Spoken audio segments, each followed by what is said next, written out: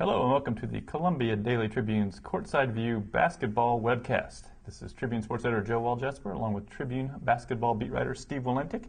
Steve, Missouri getting ready to head into kind of the meat of its schedule. They've finished most of their kind of pushover home games, and now they're getting ready to play Illinois on Saturday, which will be one of the most eagerly anticipated games of the year, maybe the most. I guess just discuss now, they've got Jabari Brown, they've got their full complement of players they're going to have this year. Maybe what does he add to the mix? Well, for starters, he adds another guard with some size. He's 6'5" and reasonably athletic. Seems to handle the ball pretty well. Frank Haith talks about his basketball IQ a lot, and I think fans who were at Monday night's game against South Carolina State sort of saw that. I mean, he looked like he was under control, pretty poised, not forcing the issue. I think those are all good things and things that are going to be useful for Missouri going forward. The big thing that he's supposed to add is a perimeter shooter, which this team desperately needs right now. It's only shooting 33% from three-point range on the season, which obviously isn't very good. And he has a reputation as a knockdown three-point shooter, and Frank Haith and teammates continue to talk about that reputation. We haven't seen it yet, and I think it's going to be interesting to see. He was 1 for 7 from three-point range in his debut. A couple of his shots were pretty far off the mark, hit the side of the rim. He didn't really shoot it well in his brief appearances at Oregon, and didn't really shoot it that well. I think he was only 30% from three-point range during Missouri's 4 games that finished during their European tour in August. Maybe he will become that kind of knockdown shooter that they need. He's not there yet. We haven't seen it yet. It's going to maybe take him some time to settle in. But if he can become that, then he gives them a weapon on the wing that they really haven't had to this point this season. Yeah, I think he would come in super handy if that more than anything else, because I think that's what maybe the smoothness of the offense from last year to this year, which has kind of been lacking this year. I think a lot of it has to do with teams aren't having to stick to the wings, so Phil Pressey doesn't have as much room to get into the paint. It's not just enough to shoot him. I mean, you have to be good enough to where teams are literally afraid to leave you.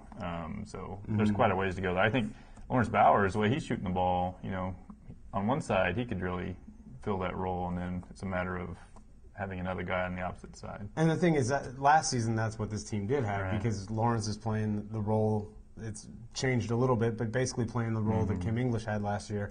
He was a 46% three-point shooter last season. Lawrence is actually up at 57%, I think, right now. He's really having a great year. It's fun to see. Yeah, he's having a phenomenal year. But they haven't found another guy on the opposite side to kind of help them spread the floor a little bit.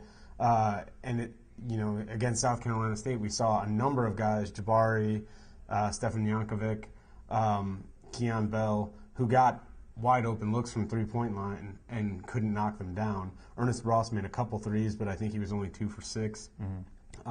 It's one of those things, until they have somebody who does it consistently, opponents aren't going to start game planning for it, and it does change the amount of space that Phil Pressey has to drive the ball.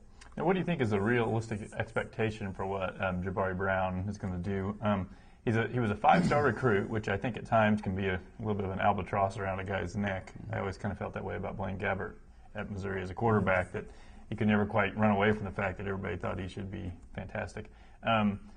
He was, but when you watch him play, I'm not sure that he jumps off the court at you as this is obviously one of the top recruits in the nation. He's just, there's nothing that when you watch him that would scream out that he's something so much better than Ernest Ross or Keon Bell.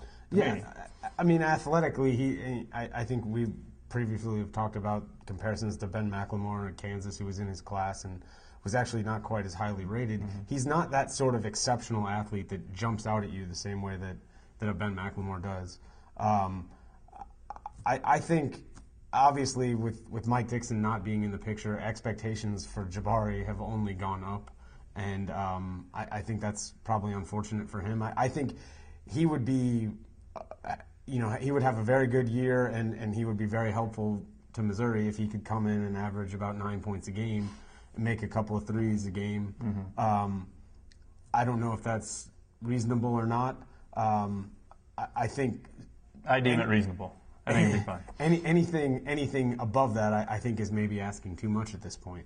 Yeah, I think I went and looked. There was 26 players who got 5-star ratings that year, and there's Austin Rivers, Anthony Davis, Michael Kidd-Gilchrist, Bradley Beal, Cody Zeller. Those are the best ones. But there's also guys that haven't done a whole lot, like Nick Kabongo. So it's not a perfect art judging these kids in high school. So I don't know that, he didn't get to choose that rating for himself, so it's kind of unfair to stick it with him. So every time he's mentioned, it seems like a former 5-star recruit. So I guess we'll just kind of judge him going forward on what he can do at Missouri. Yeah, and I think, again, if he can just come in and fill that sort of role, he can be very valuable to this team. And they don't, with the way they're set up right now, they don't need him to come in and be the leading scorer. They've got somebody to do that. They don't need him to be their top playmaker. They've got somebody to do that. But they do need some help on the wing, and he should be able to provide that. Okay, we'll tune in tomorrow and we'll discuss Missouri's game against Illinois.